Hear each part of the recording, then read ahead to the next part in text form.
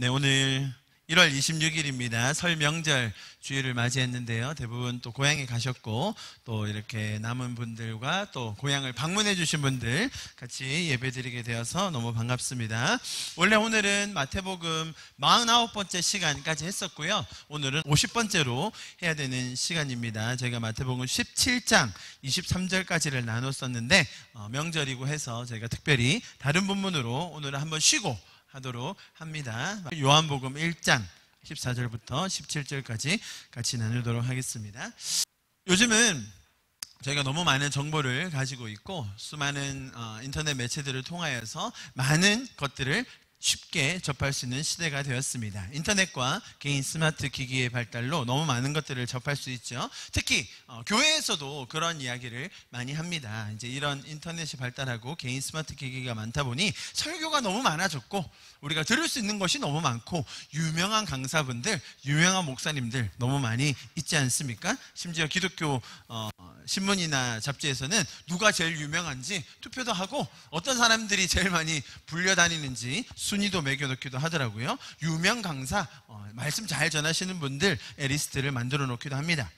혹은 자신이 좋아하는 스타일의 설교 등을 많이 듣고 또 그런 분들을 통해서 배우는 것도 있고 은혜도 받기도 한다고 하죠. 그런데 이런 너무나 많은 설교들, 너무나 많은 메시지들이 있다 보니 이제는 다른 한편에서는 이제 그만 들어라. 너무 많이 들어왔다. 아는 것만 많아져서 실천하는 것이 없다. 이제는 정보를 더 들어야 되는 시대가 아니라 실천해야 되는 시대이다. 말씀 한 구절 더 들으려고 하지 말고 오히려 실천을 하려고 해라 라는 자성의 목소리들이 많아지는 것 같습니다. 차라리 말씀을 듣고 설교를 더 들을 바에는 한 시간 더 기도하고 이웃을 가서 더 섬기고 봉사를 하고 뭔가 직접 해야지, 실천을 해야지, 그렇지 않으면 진짜 신앙인이 아니다라는 비판적인 말씀을 많이 하곤 합니다. 과연 그럴까요? 제가 지금 시대에 대해서 조금 흐름에 대해서 오늘 먼저 짚고 하려고 하는데요. 첫 번째로는 메시지가 너무 많다 보니, 너무 듣는 게 많다 보니 오히려 실천을 못하고 있는 성도들을 꾸짖는 조금 자성하는 목소리를 말씀드렸습니다. 두 번째는 또 어떤 말씀의 기류가 있냐면 우리가 너무나 많은 메시지들을 하는데 그에 반면 메시지가 본질을 잃어간다고 이야기를 많이 합니다.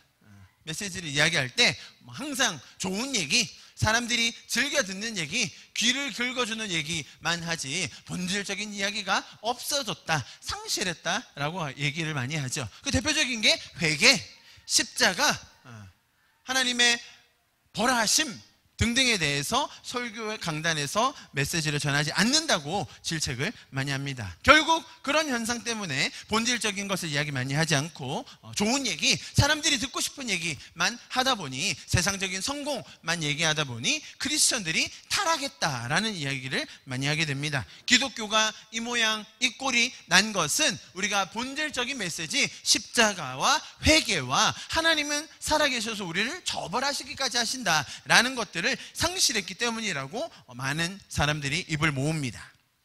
그래서 한국 교회를 그런 비판적인 시각으로 싸잡아서 비난하고 우리가 먼저 회개하고 돌이켜야만 살아날 수 있다고 이야기하는 것이 어찌 보면 또 다른 유행처럼 된 것이 아닌가라는 생각이 듭니다. 헌신하지 않으면 싸구려 은혜이고 기도를 많이 해야 만사를 변화시킬 수 있다고 이야기하죠. 변화되지 않는 사람들을 보며 가짜 성도라고 비난하기 일쑤고 또 더 극단적인 선택을 하기를 종용합니다. 시기가 너무 급박하고 시대가 어렵고 혼란스럽다는 말을 강조하면서 자유함과 은혜가 아닌 불안감과 근심을 유발하게 됩니다. 과연 그럴까요? 제가 첫 번째로 말씀드렸던 것은 정보가 너무 많고 설교가 너무 많은데 실천을 해야 된다라는 것이었고요. 두 번째로는 메시지가 본질을 잃어가서 우리가 원래 들어야 하는 메시지가 점점 상실되고 있다. 요즘 많이 들어왔던 말씀이실 겁니다. 제가 교회에 있는 설교의 흐름들을 조금 짚어드리고 있는 거예요. 세 번째는 서열화입니다. 서열화. 예전에는 신앙생활 하시는 분들이 교회의 크기나 혹은 사이즈, 영향력을 가지고 경쟁을 많이 했어요. 교회 성전의 크기, 본당의 좌석, 주변 사회에 끼치는 영향, 그것이 경제적인 것이든 아니면 돈이든 사람이든 뭔가 영향력을 가지고 사이즈를 가지고 교회를 평가하고 비교, 경쟁하는 시대가 있었습니다. 물론 지금도 많이 있지만요. 지식인들이 많이 사는 동네라면 담임 목사님 학위도 굉장히 중요합니다. 교인들이 박사들이 앉아있는데 담임 목사가 박사 안 받으면 다들 내치는 시대이죠. 이런 것들을 가지고 경쟁하고 시기하고 우월해진다든지 혹은 비굴해지는 시대가 한참 있었습니다. 자, 그런데 이러한 경쟁이 이제는 또 다른 양상을 낳고 있습니다. 영적인 계급사회가 교회 안에 만들어지고 있습니다. 조금 더 영적인 사람이 교회 안에서 더 인정받고 또 높은 지위를 차지하는 것 같습니다. 그래서 영적으로 깨어있을 수 있도록 부단히 더 노력해야 된다는 거에 대해서 강조를 합니다. 여러분, 제가 세 가지 간단하게 그리고 가볍지는 않은 주제이면서 조금 우리가 생각해 볼 수 있는 것들을 여러분에게 나눠드렸습니다. 보십시오. 너무나 많은 설교, 정보의 홍수로 인한 실천의 부재. 두 번째로는 메시지가 본질을 잃어가기 때문에 우리가 더 본질적인 메시지를 많이 함으로써 우리의 원래 메시지를 깨우쳐야 한다는 것. 그 다음에 세 번째로는 서열화된 교회의 모습을 제가 설명드렸습니다. 자, 이상 1년의 이런 기독교의 흐름들을 살펴보면 결국 어떤 결과론적인 현상이 나타나냐면, 그렇구나, 그래서 내가 더 열심히 해야 되는구나, 내가 더 기도를 많이 해야 되고, 내가 더 실천을 많이 해야 되고, 내가 더 훨씬 많은 헌신을 해야 결국은 나도 좋은 크리스천으로 인정받고 하나님 앞에 더 바로 설 수 있으며 내가 더 많이 하지 않으면 안 되는구나 라는 결론이 나게 됩니다. 내가 더 극단적인 헌신을 하게 만드는 것이 요즘에 많은 트렌드인 것 같습니다. 더 극단적으로 되어야 내가 진짜임을 증명할 수 있는 시대가 되었습니다. 여러분, 여기서 오는 신앙적인 중압감, 그리고 우리가 영원을 사는 존재로서의 이 압박감은 이루 말할 수가 없습니다. 제가 원래는 잘 하지 않는 이런 한국 기독교의 흐름에 대해서 조금 말씀을 드려보았습니다. 여러분, 제가 오늘 여러분과 나누고 싶은 메시지는 은혜입니다. 은혜. 사실 너무나 많은 메시지들이 있다고 해서 더 이상은 메시지를 듣지 않아도 된다, 실천해야 된다. 그런데 그 실천이 더 극단적인 거여야 한다. 우리가 본질적인 메시지를 잃어버리고 있기 때문에 더 극단적인 모습을 취해야 결국 더 큰 영향력을 끼칠 것이고, 우리 교회 안에도 그런 것들이 바로잡혀야 된다라고 말하고 있는데, 사실 우리는 은혜의 메시지를 잃어버리고 있지 않나라는 생각을 하게 되었습니다. 여러분, 우리는 은혜가 있기 때문에 존재합니다. 은혜가 있기 때문에 우리는 살 수 있습니다. 은혜가 있기 때문에 우리는 움직일 수 있는 존재들입니다. 여러분, 하나님의 존재 자체가 은혜로 시작하기 때문에 우리가 자격이 되어서 받을 만한 존재여서 그럴 만한 일을 해서 하나님이 사랑을 해주시는 것이 아니라는 것을 기억해야 합니다. 우리가 살릴만 하니까 그 아들을 보내셔라도 우리를 구원하시기로 작정하신 것이 아닙니다. 여러분, 하나님은 태초에 창조를 하지 않으셨어도 됐습니다. 우리를 구원하지 않으셨어도 아무 상관없었습니다. 우리를 인도해 주시고 공급해 주시고 우리와 동행하지 않으셔도 하나님께 손해가 가거나 하나님께 부족할 것은 전혀 없습니다. 그런 그분이심에도 불구하고 하나님께서는 우리를 섬기시고 사랑하시기로 작정하셨어요. 우리를 위해서 일하시기로 결정하신 겁니다. 그래서 우리는 그것을 은혜라고 부릅니다. 우리 너무나 잘 아는 말씀, 성경의 가장 첫 구절, 창세기 1장 1절 시작. 태초에 하나님이 천지를 창조하시니라. 여러분 잘 보십시오. 기독교는 사람이 하나님을 위해서 먼저 일하는 종교가 아닙니다. 사람이 하나님을 위해서 뭔가를 해내야 그것에 대한 결과로 우리가 상급을 받고 그것에 대한 결과로 우리의 서열이 더 높아지는 그러한 것이 아닙니다.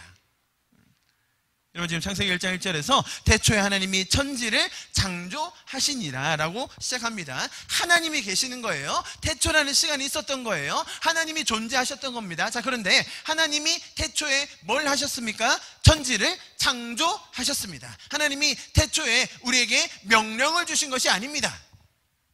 하나님이 태초에 우리에게 일을 시키신 것이 아닙니다. 하나님은 태초에 우리를 위해 먼저 일하셨습니다. 하나님이 먼저 일하신 그 사건 때문에 우리가 존재할 수 있었고, 하나님께서 우리를 위해 먼저 일하시겠다는 그 결심 때문에 그 은혜로 말미암아 지금 저와 여러분이 이 자리에 있는 것입니다.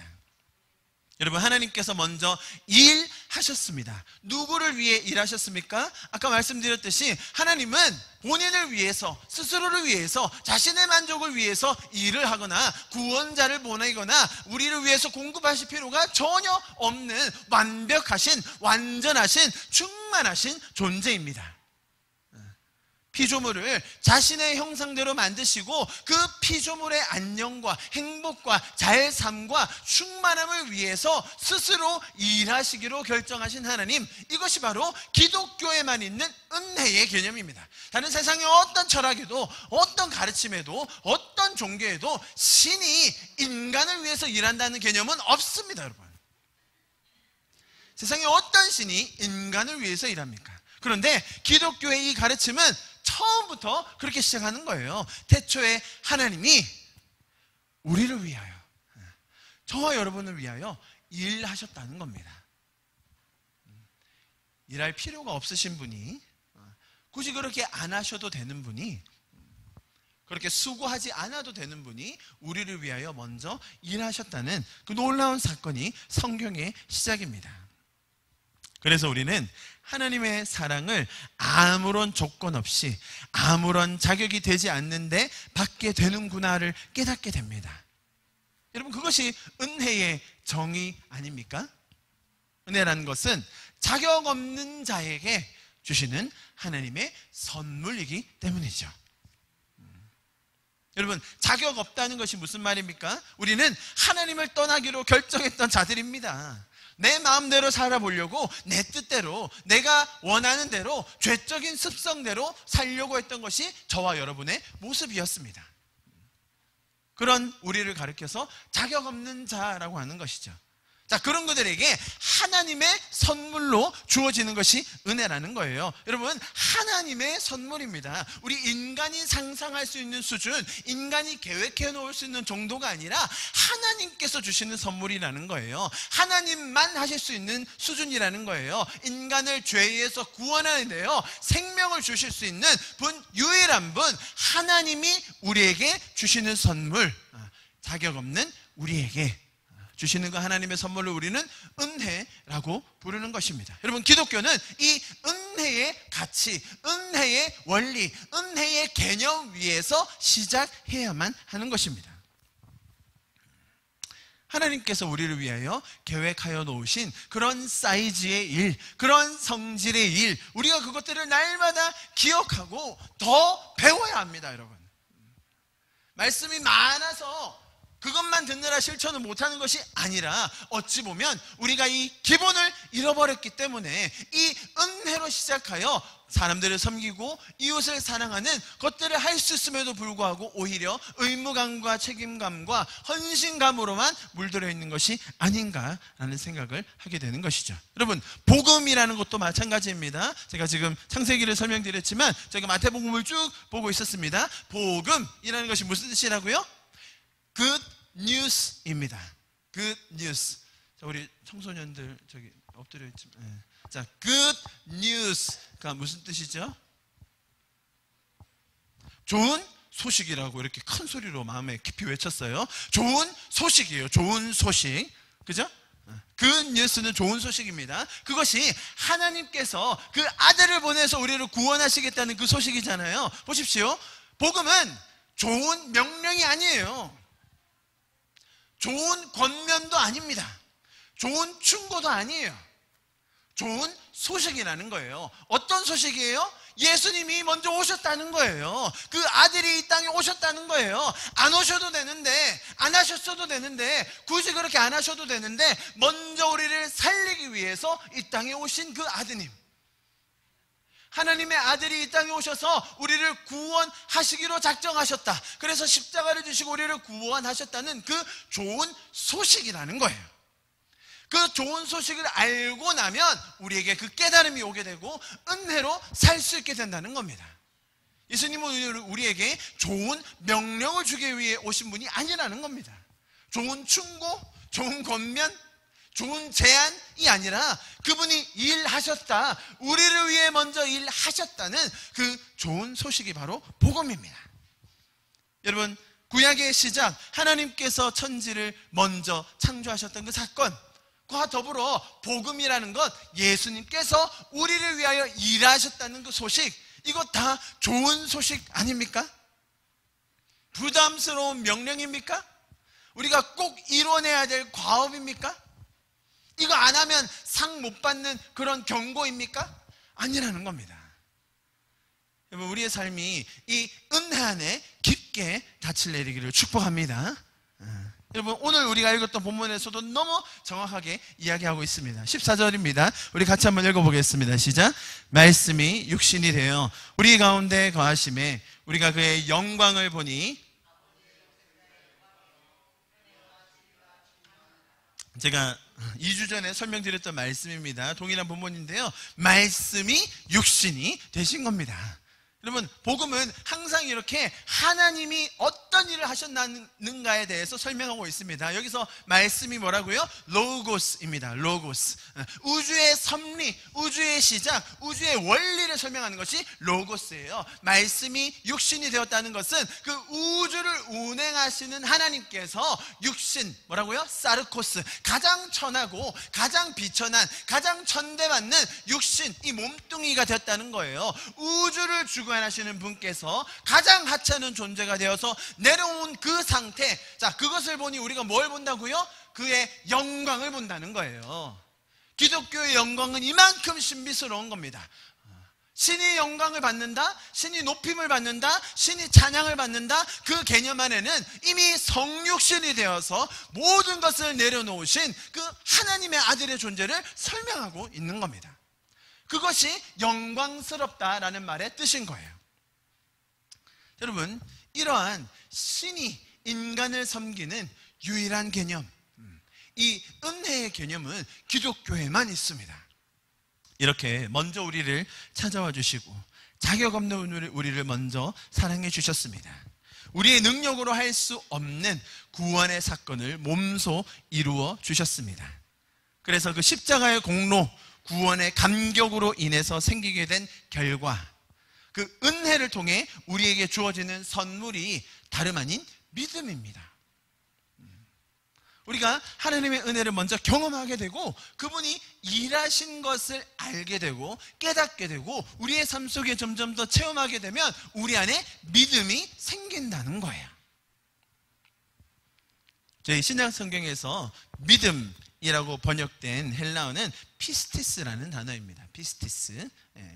이 피스티스는 페이토라는 동사에서 유래한 단어인데요, 원래 이 동사의 뜻은 뭐냐면 설득하다, 확신을 갖게 하다, 그런 동사입니다. 무슨 말입니까? 우리가 가지고 있는 이 신앙, 그죠? 우리의 이 믿음이라는 것이 내가 노력하고 내가 짜내고 내가 더 열심히 하고 내가 더 헌신하면 믿음이 커지는 것이 아니라, 하나님께서 우리를 위해 얼마나 일하셨는지, 태초부터 신약시대부터 지금까지 하나님이 얼마나 우리를 설득시키고 계신지, 우리가 얼마나 사랑받는 존재이며 우리의 가치가 우주만큼 놀랍다는 것에 대해서 우리는 인지하지 못하지만, 우리는 깨닫지 못하지만 하나님께서는 계속해서 일하심으로 우리를 설득시키고 계신다는 거예요. 우리가 확신할 수 있도록 우리를 도와주시고 설득하시고 설명해 주시고 계시해 주시는 것이 바로 성령님의 일하심이라는 겁니다. 자, 보십시오. 하나님께서 그렇게 일하면 어떤 결과가 나온다고요? 믿음이 생긴다는 거예요. 은혜의 결과가 믿음이라는 것입니다. 자격 없는 우리를 위해서 일하시는 그 하나님을 보게 됨으로써 생기는, 우리 안에 생기는 내적인 결과가 믿음이라는 거예요. 여러분, 그 믿음마저도 너무나 감격스러운 것 아닙니까? 내가 믿어진다는 그 사실, 내가 하나님이 예배하고 싶어진다는 그 사실, 교회에 와서 성도들과 함께 교제하며 함께 떡을 나누는 것이 너무나 소중하다는 것을 몸으로 느끼는 이 사실, 감격적이지 않습니까? 누가 시켜서 되는 일입니까? 근데 이것은 하나님께서 우리를 지금까지 계속해서 설득해 오신 그 과정에 대한 결과라는 거예요. 여러분 안에 믿음이 없습니까? 여러분, 우리가 잘 믿어지지 않을 때가 있죠? 어떻게 해야 될까요? 기도를 빡세게 하면 됩니까? 그 기도를 빡세게 한다는 거에 대해서 뭔 줄 알아야 된다는 거예요. 하나님, 저를 더 설득해 주십시오. 하나님, 저를 더 도와주십시오. 제가 믿음이 없습니다. 여러분, 그것이 기도입니다. 그것이 은혜의 원리입니다. 내가 뭔가를 더 열심히 하고 더 헌신적으로 하고 더 극단적으로 했을 때 내가 우위를 차지하는 것이 기독교가 아니라, 더 은혜를 많이 깨닫는 사람이 더 큰 믿음이 생기게 되어서 더 많은 이웃을 섬기게 되는 것, 너무나 아름다운 기독교에만 있는 은혜의 모습이라는 겁니다. 여러분, 하나님은 오늘도 우리를 설득하고 계십니다. 믿음 없는 나를, 잘 살지 못하는 나를, 하나님을 위해서 살지 못하는 나를 하나님께서는 지금도 설득하고 설명해 주고 계십니다. 이 믿음의 선물을 받게 된 우리 성도가 된 것, 너무나 감격적이고 감사한 일 아니겠습니까? 여러분, 이것이야말로 신앙생활을 하면서 우리가 누릴 수 있는 진정한 자유함입니다. 이것이 우리의 만족이고 감사와 감격이 될 줄 믿습니다. 그래서 처음에 제가 말씀드렸듯이 이런 본질적인 은혜로서의 회개가 언급되는 것이 아니라 우리의 행위와 행동과 반응에 대해서만 이야기를 하는 것이 오히려 문제라는 것을 기억해야 됩니다.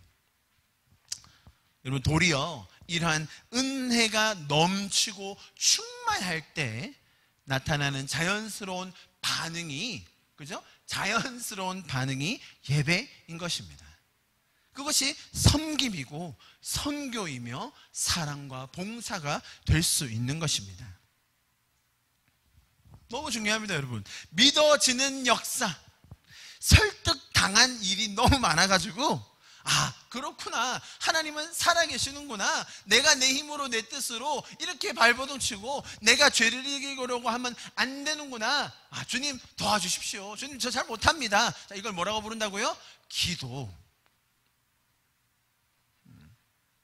기도를 더 많이 해서 뭔가를 이루어내는 것이 초점이 아닙니다.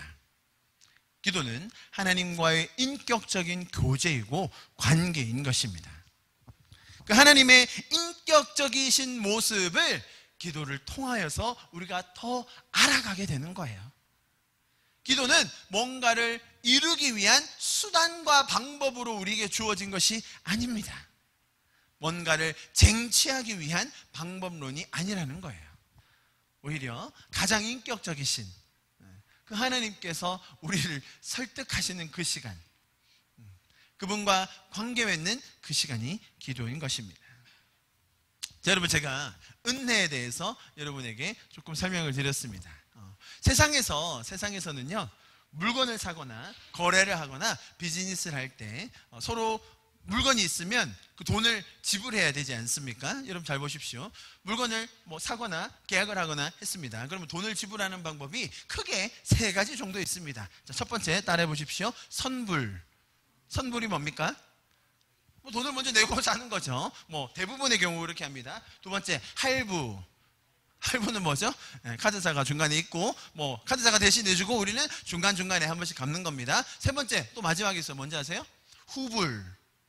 후불. 일단 물건을 먼저 받고 한번 써보고 뭐 얼마나 자신인지 모르겠지만 나중에 돈을 내겠다는 개념이에요. 보십시오. 세상에서는 물건이든 서비스든 뭐 어떤 일이든 프로젝트든 간에 이런 식으로 거래를 합니다.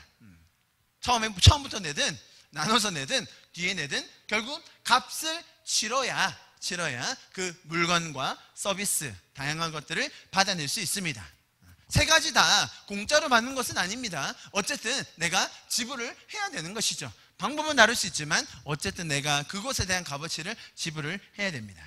분명히 세상에서 일어나는 거래들은 이런 식으로 거래가 됩니다. 자, 만약에 이 선불, 할부, 후불라는 개념을 은혜에 적용하면 어떨까요? 많은 교회에서 선불을 요구합니다. 은혜를 받고 싶습니까? 기적을 체험하고 싶습니까? 어떻게 해야 됩니까? 지갑을 털어야죠. 먼저 내 헌신을 보여야 됩니다. 내가 얼마나 믿음 있는지에 대해서 먼저 보여야, 먼저 드러내야, 먼저 하나님께 헌신하든지 보여주든지 뭔가를 갖다 바치면 그러면 하나님께서 그것에 대하여 보응하여 주실 것이다. 나타내 보여주실 것이다. 앞에 와서 더 열심을 보여야 하나님이 그것에 감동하셔서 응답을 해 주실 것입니다. 자, 이걸 전문용어로 뭐라고 한다고요? 선불이라고 하는 거예요. 자, 여기까지는 이것이 조금 그래도 세속적인 것이다라고 비판하는 목소들이 더러 있습니다. 뭐 선불이든 할부든 간에 요즘 할부가 교회에서 참 유행이지 않습니까, 여러분? 작정 응모해가지고 이렇게 계속 다달이 내야 되는 아주 큰 부담을 교회들마다 안고 있는데 어쨌든 자, 선불과 할부까지는 교회들도 조금 자각을 하고 은혜 원리가 이런 것이 아니구나. 은혜는 값없이 주어지는 선물이구나. 자격 없는 우리가 하나님께 선물을 받는 것이구나라는 개념이 그래도 조금 생기긴 합니다. 자, 그런데 제가 오늘 이야기하고 싶은 것은 우리 기독교가 후불의 덫에 걸려 있다는 겁니다. 자, 먼저 받았습니다. 먼저 은혜를 받았어요. 자, 그리고 나서 후불을 지급해야만 한다면 그건 은혜입니까? 값입니까?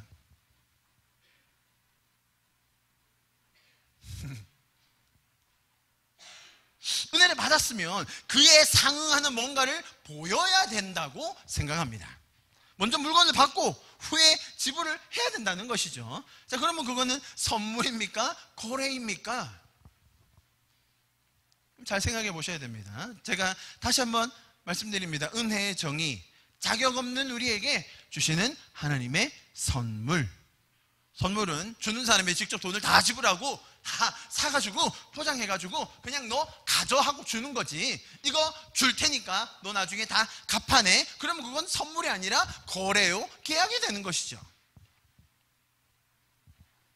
만약에 이것이 후불이라면 우리가 구원을, 은혜를 받은 뒤에 다 갚아내야 된다는 말입니다.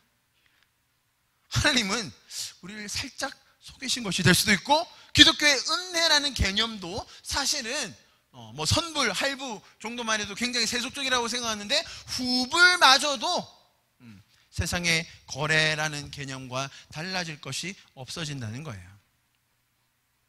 여러분, 하나님이 주신 은혜, 구원의 선물, 그 생명의 감격을 다 까먹고 입 싹 닦아버리면 그걸 뭐라고 부르죠? 배은망덕하다라고 하는 거죠. 자, 여러분 잘 보십시오. 배은망덕한 사람 참 많이 있습니다. 그죠? 뭐 저도 그렇고 여러분도 다 그런 심정 많았을 거예요. 자, 그런 배은망덕한 사람이 있을 때 하나님은 그 사람을 저주하십니까? 그렇게 헌신적으로 극단적으로 살지 않으면 그 사람은 더 이상 사랑받지 못하는 건가요? 이 땅에서는 어떻게든 살 수는 있지만 결국 천국 가면 높은 자리 차지하지 못하는 겁니까? 그렇게 되면 결국 그것은 은혜의 개념이 아닌 것이죠. 세상에서 말하는 give and take와 똑같은 개념이 되어버립니다. 여러분, 신과 인간의 관계, 제가 처음부터 설명드렸던 하나님과 인간의 관계를 다시 한번 생각해 보시기 바랍니다. 신이 인간에게 선물을 주는 이야기는 참 많이 있습니다. 세상 종교, 설화 동화에서도 신이 인간에게 뭔가 선물을 준다라는 이야기는 제법 있어요. 뭐 아들을 준다든지 풍요를 준다든지 뭐 비를 준다든지 그런 거 많이 있잖아요. 병을 낫게 해줄 수도 있고요. 각각의 신이 뭐 자연을 담당한다든지 풍요를 담당한다든지 다산을 담당하고 있기 때문에 그 신들에게 잘 보이면 그 신들에게 선물을 받기도 합니다. 그런데 그것을 받아내기 위해서는 많은 희생과 헌신이 필요합니다. 그 대표적인 우리나라의 문학 작품이 심청전이지 않습니까? 아버지의 눈을 뜨게 하기 위해서 공양미 300석을 위해서 그 딸이 그 바다에 몸을 던지지 않으면 아무 일도 일어나지 않는 거예요. 결국은 해피엔딩으로 끝났지만 그 가운데는 어마어마한 희생과 헌신이 있지 않으면 결국 그런 선물을 못 받는다는 겁니다. 사실 심청전은 참 안타까우면서도 서글픈 이야기입니다. 그런데 여러분, 이러한 이야기가 우리의 현실에서 생각보다 많이 나온다는 거예요. 심지어 교회에서도요. 뭔가를 해결하고자 할 때, 뭔가 보응을 바랄 때, 기적을 체험하고자 할 때 나의 정성과 희생과 헌신과 섬김을 드려야 한다는 것이 우리 안에 가득 자리 잡고 있습니다. 그 행위, 어떤 표현을 통해서 하늘 혹은 높은 사람, 절대자, 결정권자를 감동시켜야 하고 그에 대한 보응을 받아 우리도 잘 살게 된다고 생각합니다. 선불과 후불 다 마찬가지인 거예요. 그 이야기들에서 있는 희생, 대가 지불이 반드시 있어야 결국 그러한 행복한 삶, 해피엔딩을 맞이할 수 있다고 이야기하죠. 이것이 앞에 가든 선불로 가든 중간중간에 드려야 되든 할부로 가든 후불로 가든 다 마찬가지입니다. 그 대가로서의 우리의 갚음의 행위가 동반되어야 되는 것이죠. 여러분 잘 들으십시오. 이것은 다분히 세상적인 이교도적인 개념입니다. 기독교의 은혜의 원리가 아님을 우리가 꼭 기억해야 됩니다. 그럼 사람들이 스스로 생각해내는 이 신이라는 개념은 굉장히 한정적입니다. 우리의 힘과 우리의 능력과 우리의 지식의 범위 내에서 생각하는 것이 우리의 시스템, 우리의 죄적인 사상에 따라 움직이는 것으로만 해석을 하기 때문에 항상 그러한 형태로 나타나기 마련입니다. 뭔가를 더 해드려야, 뭔가 더 정성을 보여야, 뭔가 더 열심히 해야 보응할 거라는 그런 생각을 항상 지울 수 없게 됩니다. 문제는 그것을 은혜의 하나님, 우리가 지금 섬기고 있는 그 하나님에게도 적용한다는 것이 문제입니다. 여러분, 성경에서 말하는 하나님은 완전히 다른 분이십니다. 하나님은 인간을 너무나 잘 알고 계시죠. 그리고 인간을 자신만큼 사랑하셔서 처음부터 일하셨습니다. 지금 제 말에 담긴 무게가 얼마나 놀라운 것인지를 우리가 알아야 됩니다. 하나님은 자신만큼, 자신의 형상을 담은 만큼 인간을 사랑하셔서 시작하셨다는 거예요. 인간에게 명령을 주고 율법을 주고 먼저 무거운 짐을 줘서 굴레를 형성시키고 시작하신 것이 아니라 내가 먼저 일함으로 인간에게 가장 좋은 그 에덴이라는 동산을 만드심으로 그렇게 인간을 두셔서 시작하셨다는 거예요. 하나님과 아무런 막힘이 없이 하나님과 자연스럽게 소통할 수 있는 그 천국의 상태를 만들어 놓고 시작하신 것이 하나님이십니다.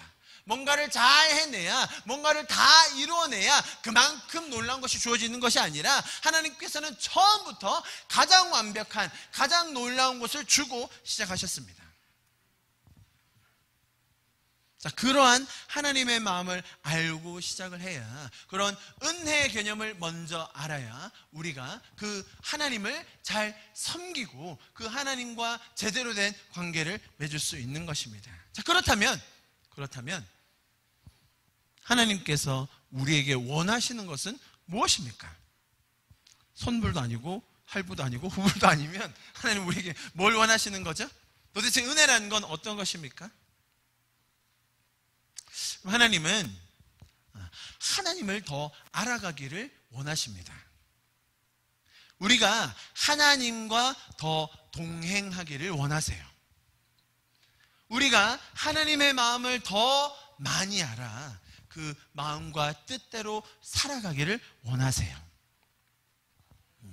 나의 이 죄적인 모습, 하나님을 떠나기로 생각했던 자격 없던 그 옛날의 모습을 십자가에 못 박고 그 은혜의 감격, 나를 살리셨던, 나에게 생명을 주신, 나와 동행하시는 그 은혜의 감격으로 살아가길 원하세요. 자, 보십시오. 지금 후부를 해야마나 선부를 해야 되나 말아야 되나, 지금 그 개념이 아니라 우리 안에는 이 은혜의 개념, 은혜의 원리가 작동해서 저절로 사라지는 것이지, 그걸 해야 받아내고 나중에 안 하면 벌 받는다, 그런 개념이 아니라는 거예요.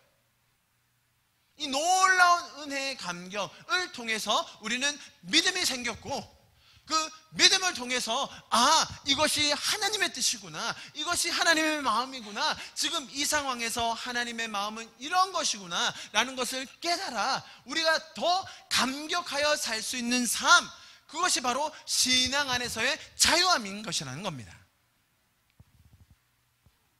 그것이 표현되는 것을 우리가 뭐라고 부른다고요?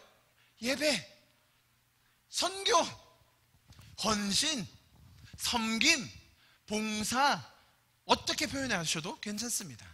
자, 그것은, 우리가 하고 있는 그것은 선불이 아닙니다. 후불도 아니에요. 그거 안 하면 도로 가져가시는 거 아닙니다. 오히려 그것 하면서 오히려 더 내가 감격스러워진다는 거예요. 그거를 하게 되면서 내가 더 큰 은혜를 더 누리게 된다는 거예요. 그것 해보니까, 살아보니까 내 안에 은혜가 있었고 믿음이 생겨가지고 그걸 표현하며 살다 보니까 누가 더 좋아요? 우리 안에도 은혜가 있는 거죠. 그걸 해서 내 안에 포인트 쌓아가서 결국 나중에 천국 가서 집 사는 게 아니라, 그걸 하면서 사는 삶이 얼마나 감격스러운지를 깨닫게 되는 것. 그럼 이것이 기독교의 은혜의 원리입니다.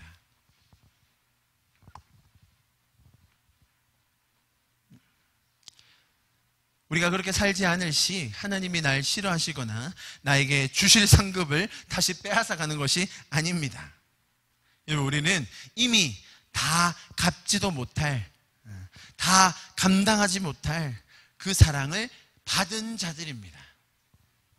여러분, 다시 한번 기억해 주십시오. 우리는 이미 그 놀라운 하나님의 선물, 인간의 사이즈가 아닌, 인간의 지혜가 아닌, 인간의 능력이 아닌 하나님의 선물을 받은 자들이에요. 이미.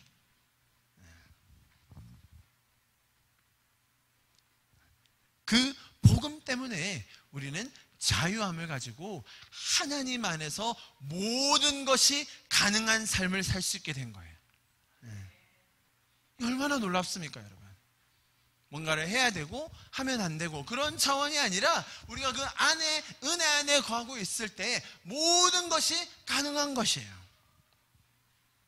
그 자유함 안에서 우리는 하나님의 사랑을 마음껏 표현할 수 있는 자들이 된 것입니다.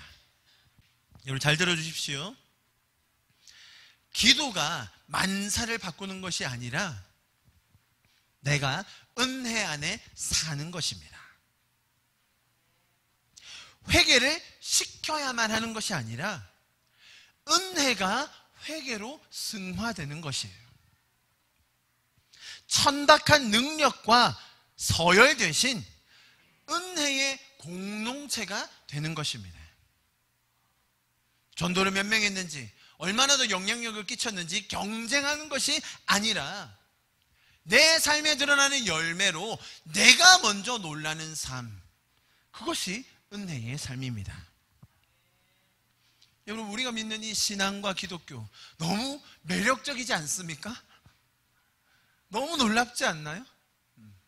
오늘 우리가 읽었던 본문 뒷구절 우리 같이 한번 읽어보겠습니다. 요한복음 1장 16절과 17절입니다. 같이 읽을게요. 시작. 우리가 다 그의 충만한 데서 받으니 은혜 위에 은혜로라. 율법은 모세로 말미암아 주어진 것이요 은혜와 진리는 예수 그리스도로 말미암아 온 것이라. 여러분, 뭔가 좀 다르게 느껴지시죠? 이 은혜라는 것, 우리 안에 주어진 이 믿음과 신앙이라는 것, 이 모든 것이 단순히 우리가 뭔가를 더해서 우리가 뭔가를 받을 자격이 있었기 때문에 온 것이 아니라 하나님이 어떻게 일하셨고 하나님이 어떤 계획을 가지고 계시며 우리에게 원하시는 그 진정으로 우리에게 원하시는 것이 뭔지를 알게 될 때 여러분 이 말씀들 하나하나가 우리 안에 놀라운 생명이 될 줄 믿습니다. 정말 이 놀라운 자유함과 이 진리 속에서 은혜 위에 은혜가 더해지는 올 한 해 우리 가족들이 되기를 간절히 축복합니다. 우리 좀 기도하고 예배를 마치도록 하겠습니다. 우리 좀 같이 기도하실 때에 주님, 제가 그 은혜 안에 더 거하기를 간절히 소망합니다. 제가 그 은혜로 말미암아 감격하여 살기를 소망합니다.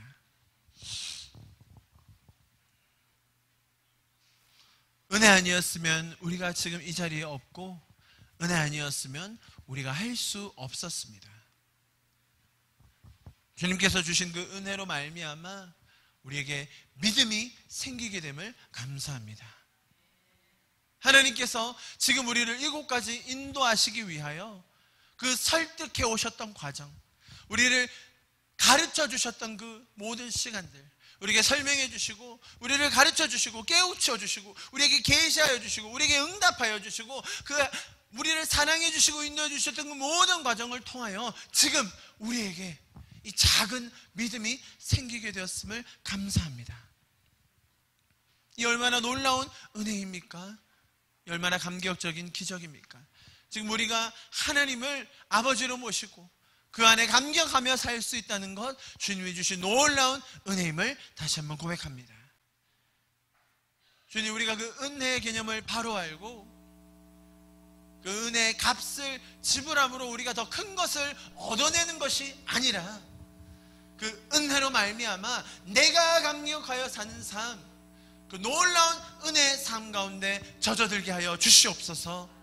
주님, 그 은혜의 원리가 우리의 삶을 온전히 사로잡게 하여 주시옵소서. 그 은혜로 말미암은 놀라운 그 표현들이 내 삶에 풍성하게 드러나게 하여 주시옵소서. 주님, 그 은혜가 우리를 이끌고 가게 하여 주시옵소서. 주님을 더 알아가며 주님과 더 동행하며 주님의 마음을 더 받아 그 삶대로 그 마음대로 살아가는 우리가 되게 하여 주시옵소서. 우리가 이렇게 우리 마음을 주님 앞에 올려드리며 이 시간 마지막으로 기도하고 예배를 마치도록 하시겠습니다. 기도하시겠습니다. 주님, 그렇습니다. 나 표현 못해도 나 표현하리라. 나 고백 못해도 나 고백하리라. 나 알 수 없어도 나 알아가리라. 다 닮지 못해도 나 닮아가리라.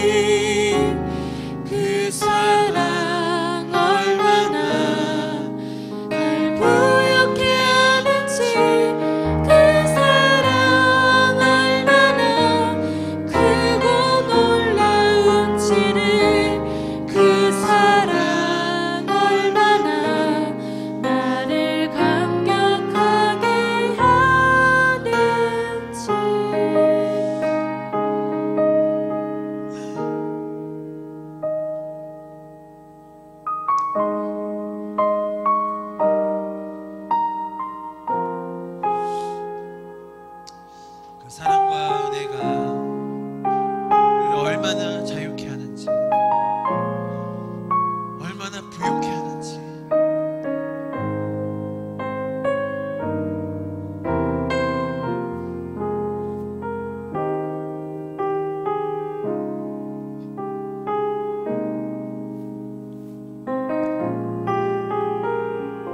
그 사랑을 어찌 다 표현할 수 있겠습니까, 주님?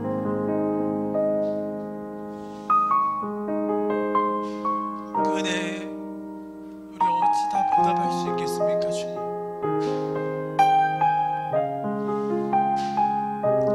우리는 다만 주님께서 주신 은혜와 사랑으로 날마다 감격하여 사랑하며 다시 한번 주님을 찬양할 뿐입니다. 이것이 우리가 예배하는 이유이며, 이것이 우리가 살아갈 수 있는 이유임을 다시 한번 고백합니다. 주님, 우리를 위하여 먼저 일하여 주셔서 너무 감사합니다.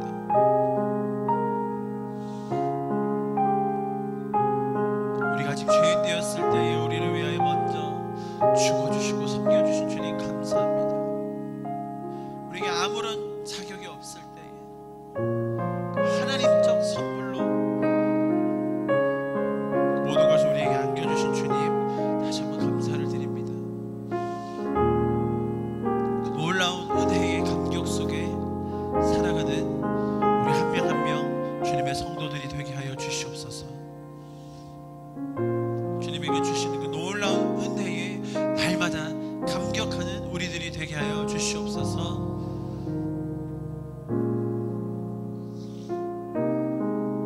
우리에게 그 사랑과 은혜와 믿음을 더하여 주신 주님 감사합니다. 우리가 주님께서 하실 일들을 더 소망하며 그렇게 서가기를 바랍니다. 이곳에 있는 한 명 한 명 주님의 이름으로 이렇게 축복합니다. 주님의 은혜가 더 가득하게 하여 주시옵소서.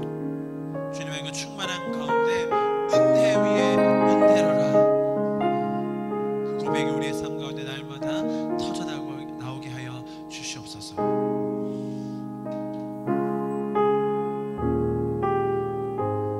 감사드리며 이 모든 말씀 예수 그리스도 이름으로